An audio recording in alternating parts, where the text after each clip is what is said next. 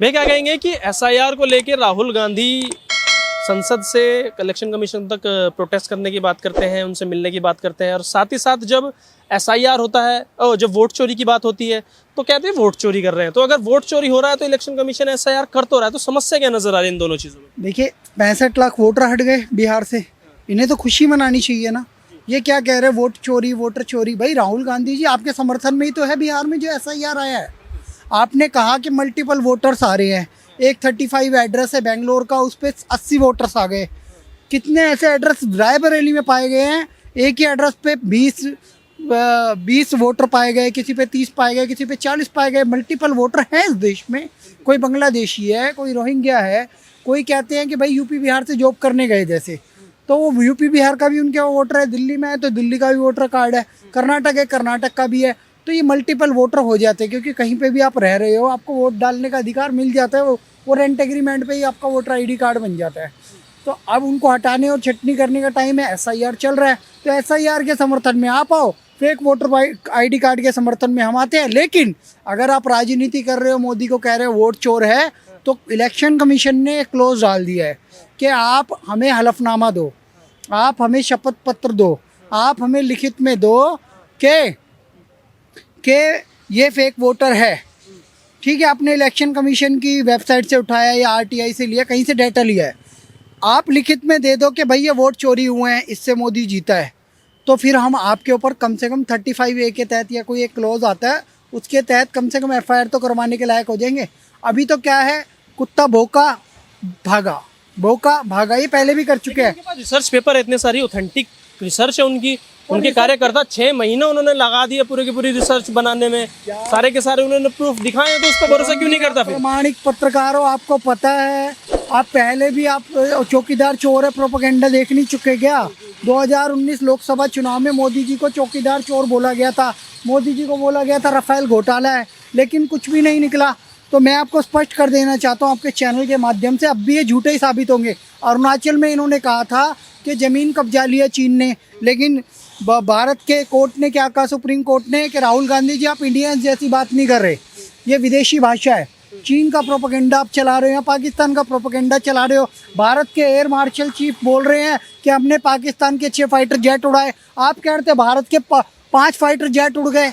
आप क्या पाकिस्तान के प्रवक्ता हो, आप चीन के प्रवक्ता या डीप स्टेट अमेरिका के प्रवक्ता हो? संविधान के रक्षक बताते हैं खुद को, यार ये और लाल किताब लेके घूमते हैं। प्रियंका गांधी वाड्रा, अखिलेश यादव हैं, डिम्पल यादव, ये सब के सब थे ना उस प्रोटेस्ट में। कह रहे हैं मिलवा दो इलेक्शन कमीशन से, मिल नहीं पा रहे, मिलने की अनुमति नहीं दे रहे इलेक्शन कमीशन। ये लोकतंत्र के भक्षक हैं, ये लोकतंत्र के और संविधान की हत्या करने वाले लोग हैं। इन्हीं की दादी इंदिरा गांधी ने इमरजेंसी लगा दी थी जब उन पे भ्रष्टाचार के आरोप लगे थे। इलाहाबाद हाई कोर्ट ने जब लगाया था कि इन्होंने भ्रष्टाचार किया, इन्होंने धांधली की, वोट चोरी तो वो थी सबसे बड़ी वोट चोरी अगर इस देश में हुई है। तो देश का पहला प्रधानमंत्री के लिए जब वोटिंग हुई थी तो कांग्रेस सर्वदलीय बैठक में कांग्रेस के जो बड़े प्रतिनिधि थे उन सब ने सरदार वल्लभ भाई पटेल को प्रधानमंत्री चुना था, लेकिन नेहरू को प्रधानमंत्री बना दिया गांधी जी ने, मजबूरी में, पता नहीं क्या मजबूरी थी। दूसरी बार इंदिरा गांधी ने इस देश पे इमरजेंसी थोपी, उस समय भ्रष्टाचार का आरोप था। तो दूसरी हत्या, लोकतंत्र की हत्या और वोट चोरी उन्होंने करी। तीसरी, इन्होंने जब सिखों का निर्मम हत्या की, उसके बाद अप्रिय घटना घट गई, इंदिरा गांधी की हत्या हुई, उस समय पे 400 वोट से भी ज़्यादा वोट मिले थे इनको, 400 से भी ज़्यादा सीटें मिली थी राजीव गांधी को। उन्होंने सिखों का नरसंहार करवाया था, 8000 से ज़्यादा सिख मारे गए थे। वो थी लोकतंत्र की हत्या और असली वोट चोरी, क्योंकि किसी की भी हत्या दिखा के आप वोट पा सकते हो।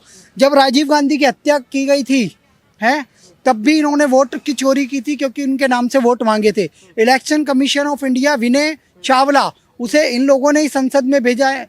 इनने कितने ही कांग्रेस के सांसद, विधायक या राज्यपाल या कुछ बड़े पद पे बैठाए। इलेक्शन कमीशन ऑफ इंडिया के सारे कांग्रेसी तो रहे, 65 साल कांग्रेस ने राज किया। अब ये सत्ता के लिए तड़प रहे, क्योंकि 11 साल मोदी जी प्रधानमंत्री बन के पेट में दर्द हो रहा है। लेकिन मोदी जी, जैसे इनका ट्रैक रिकॉर्ड है गुजरात का, वैसे ही भारत का बनेगा। 2029 में 29 में ही प्रधानमंत्री बनेंगे मोदी जी, और ये ऐसे बिलबिलाते रहेंगे। एक और बात बता रहा हूँ शुभम जी, आपके चैनल के माध्यम से, राहुल गांधी डीप स्टेट का एजेंडा चला रहे हैं। पाकिस्तान में तख्ता पलट हुआ, इमरान खान की सत्ता गिरा दी क्या कह के वोट चोरी हुए थे। सेम यही शेख हसीना बांग्लादेश में सत्ता तख्ता पलट कर दिया डीप स्टेट ने। किया अभी डीप स्टेट का एक नया एजेंडा है, पाकिस्तान में आसिम मुनीर और भारत में राहुल गांधी। भारत में इंडिया अलायंस और राहुल गांधी कांग्रेस मिलके तख्ता पलट करना चाहते हैं भारत के प्रधानमंत्री नरेंद्र मोदी जी को। लेकिन हमने मोदी जी को वोट दिया, देश की जनता ने मोदी जी को चुना है, 240 लोकसभा सीटें जिता के प्रधानमंत्री बनाया है, जहां चंद्रबाबू नायडू की पार्टी और जेडीयू नीतीश जी की पार्टी के समर्थन से सरकार चल रही है। डंके की चोट पे इन्होंने वक्फ का बिल भी पास करे, सब बिल पास करेंगे, राम मंदिर भी बनाया, सीता मंदिर भी बनाएंगे और देश को उन्नति की ओर ले जाएंगे। चौथी इकोनॉमी पे हमारा देश अभी चल रहा है। हम किसी के षड्यंत्र में प्रपंच में नहीं आएंगे, ना हम ट्रंप से डरेंगे, ना राहुल गांधी के षड्यंत्र से दबेंगे। मैं आखिरी सवाल आपसे ये करूंगा कि उनका कहना है कि हमें इलेक्शन कमीशन से मिलवाओ, तो क्यों इलेक्शन कमीशन नहीं मिल रहा है? लगातार वो कह रहे हैं कि हम चाहते हैं बैठ के बात करें, सारे साक्ष्य पेश करेंगे, लेकिन इलेक्शन कमीशन ना मिलने दिया जा रहा है ना वहां तक जाने दिया जा रहा है। मैं आपको स्पष्ट कर देता हूँ। आप ऐसा करो, इलेक्शन कमीशन, विपक्ष और पक्ष सब एक साथ बैठ जाओ और एक बार फाइनल कर ही लो। आप ये बोल के भागने वाली प्रवृत्ति मत बनाओ। आप प्रदर्शन कर रहे हो, लोगों को भड़का रहे हो, प्रोवोकेशन पैदा कर रहे हो, लोगों को एक तरीके से मोदी सरकार के खिलाफ उल्टे सीधे बयान दे रहे हो। आप ऐसा करो ना, एक दिन अपॉइंटमेंट रखो, लेकिन इलेक्शन कमीशन की बात भी तो मानो। आप बोल के भाग जाते हो, आप लिखित में दो। वो कह रहे हैं शपथ पत्र दो, आप एक सांसद हो। अच्छा, एलओपी पे आप प्रधानमंत्री पे भरोसा नहीं था, ऑपरेशन सिंदूर पे भरोसा नहीं था, भारतीय सेना पे भरोसा नहीं था, बालाकोट पे भरोसा नहीं था, है हमारे S-400 ने पाकिस्तान के F-16 F-35 ये सब गिरा दिए, उस पर भरोसा नहीं था।